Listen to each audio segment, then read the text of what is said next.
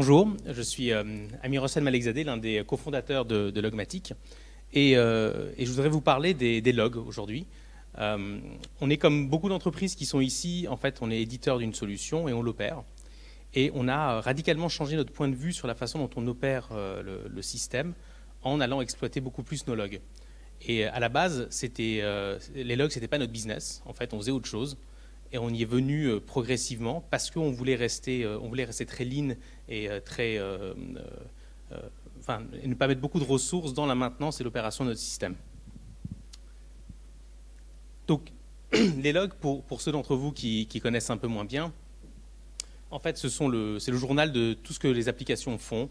Et on va y écrire en fait que telle personne s'est connectée, que tel bouton a été appuyé, que la base de données a répondu, etc.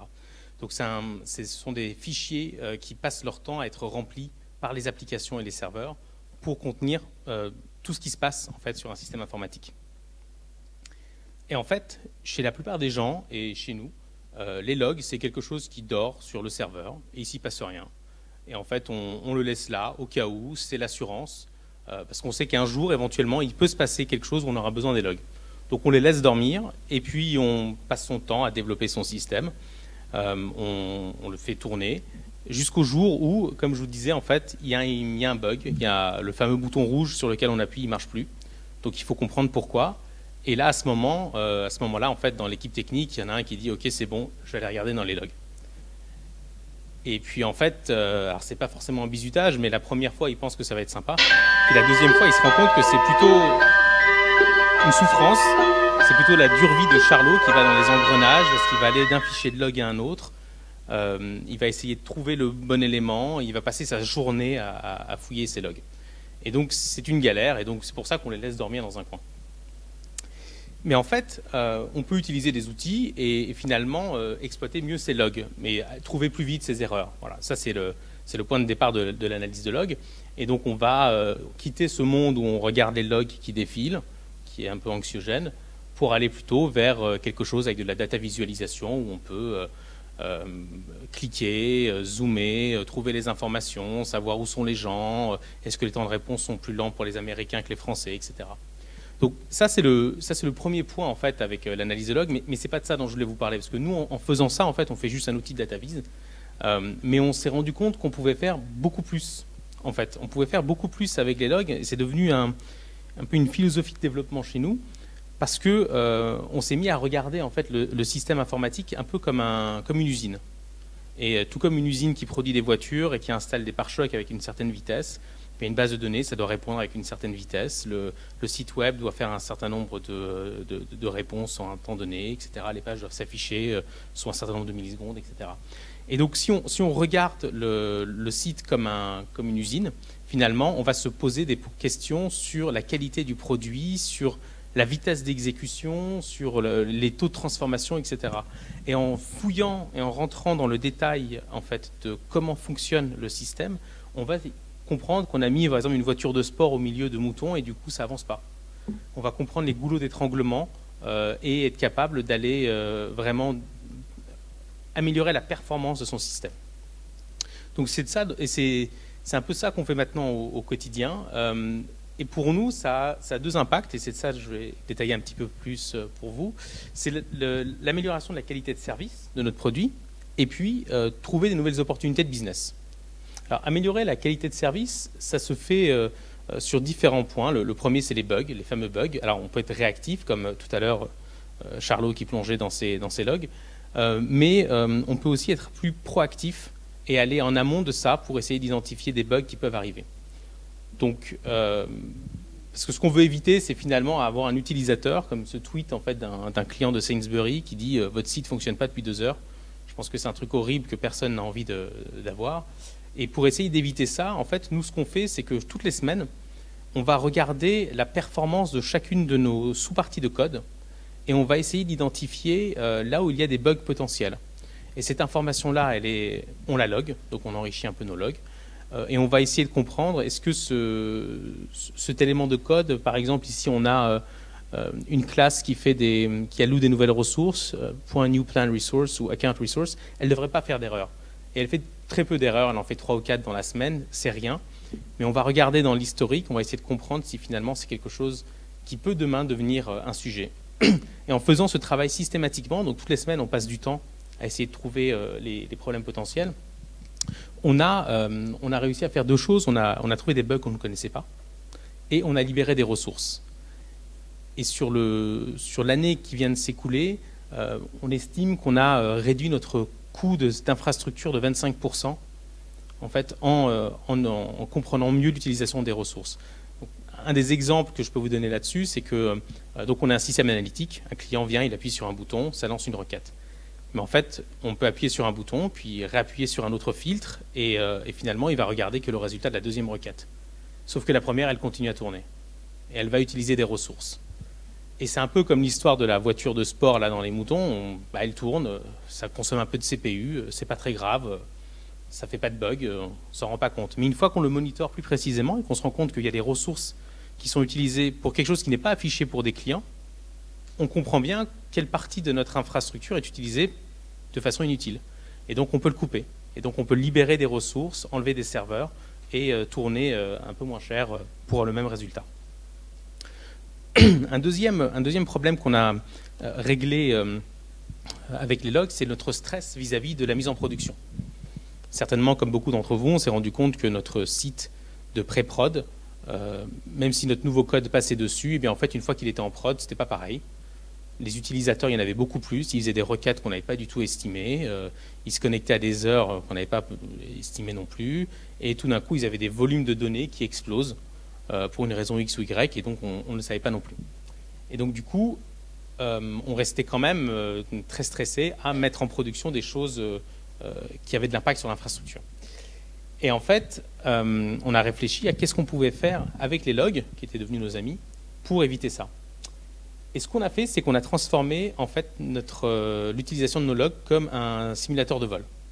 Donc quand on veut mettre en place une fonctionnalité qui va avoir un impact assez fort, on va le simuler dans les logs. Imaginons qu'en fait on veuille avoir une fonctionnalité une fonctionnalité d'infrastructure qui lance des serveurs à la volée ou qui va séparer une analyse en différents morceaux. Avant de le mettre en fonctionnement, on va le loguer comme si on le faisait. Et on va reprendre le jeu de test, le jeu d'informations sur la semaine qui vient de s'écouler pour comprendre si finalement on aurait déclenché le nouveau serveur, on aurait déclenché le découpage de cette analyse de façon normale ou non. Et donc on peut simuler et voir si finalement c'était une bonne idée, si le code fonctionne. Et par conséquent, on a beaucoup moins de stress aujourd'hui à faire des migrations en dehors du week-end. Donc en plein milieu de la semaine, en plein milieu de la journée, on est beaucoup plus à l'aise en fait, à mettre en production des fonctionnalités que nos clients attendent et qu'on avait peur de mettre en prod en dehors du week-end.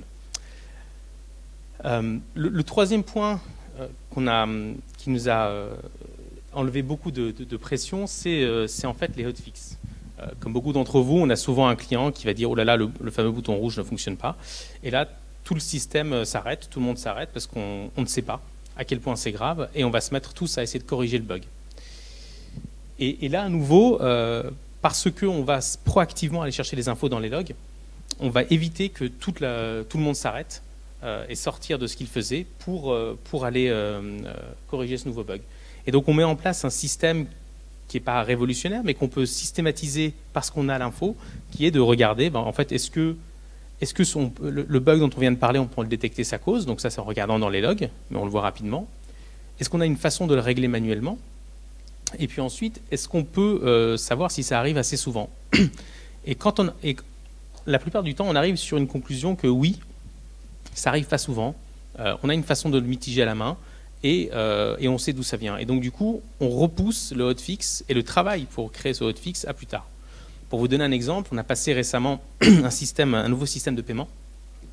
Et forcément, et là c'était moi qui étais allé crier, et forcément le premier client qui a eu un problème en mettant sa carte, c'était un modèle de carte qu'on n'avait pas prévu, et c'était un client que je connaissais, donc je suis allé voir la R&D en disant mais il est hors de question il faut qu'on arrête, il faut qu'on prenne en compte ce truc-là, on a un bug, on n'accepte pas les Amex.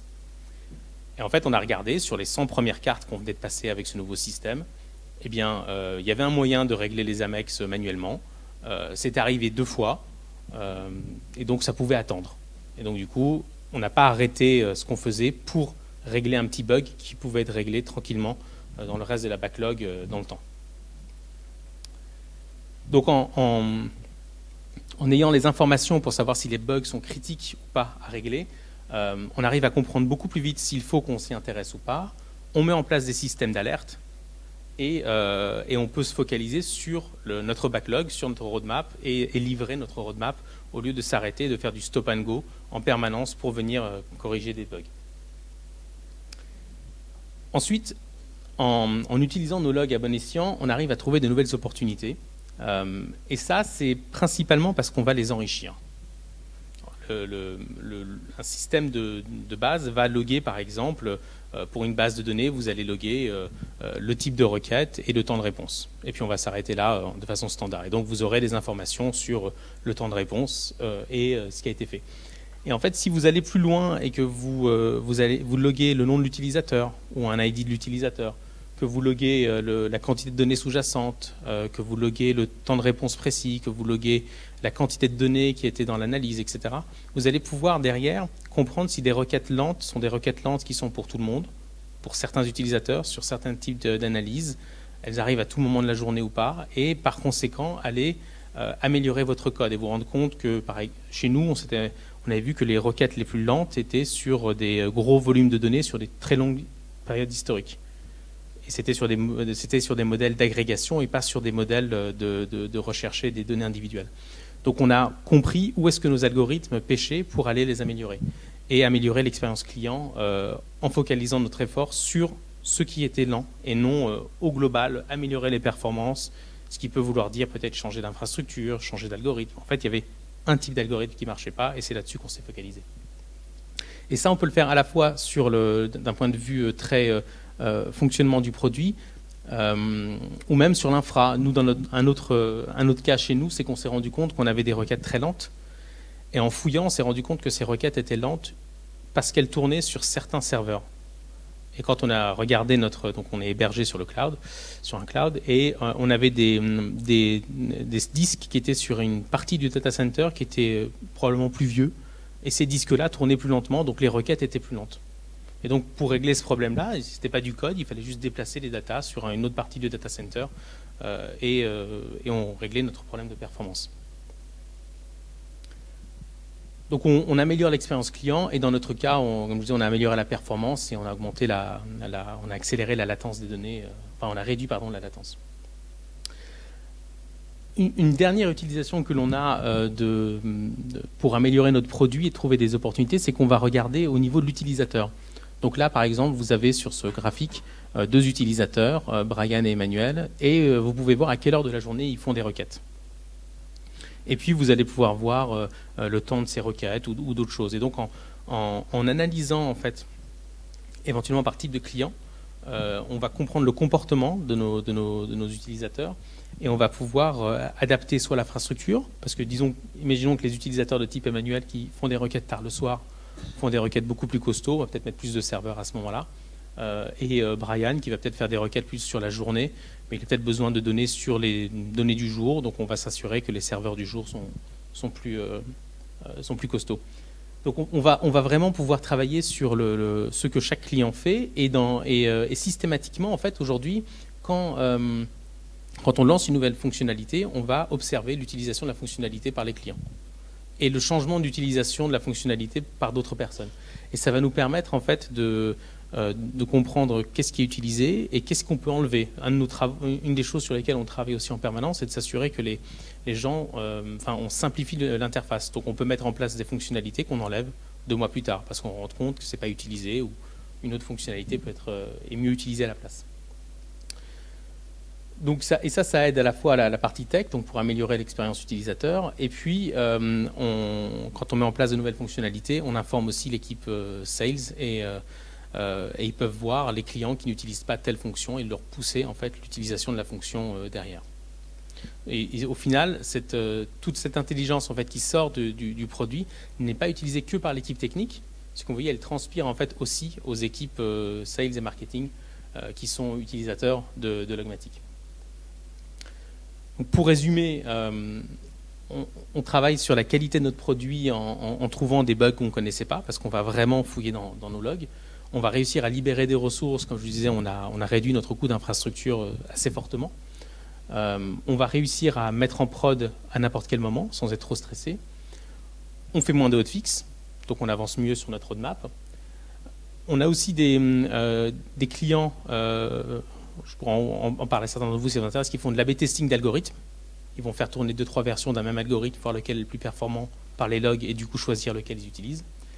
Et derrière, en termes d'opportunités, en fait, on améliore notre roadmap technique et on aide nos équipes business à mieux comprendre ce qui se passe et pousser d'autres utilisations auprès des clients. Donc ma conclusion, c'est plus vous enrichissez vos logs et plus vous les utilisez, en fait, plus vous en ressortez de la richesse pour toute l'entreprise. Merci.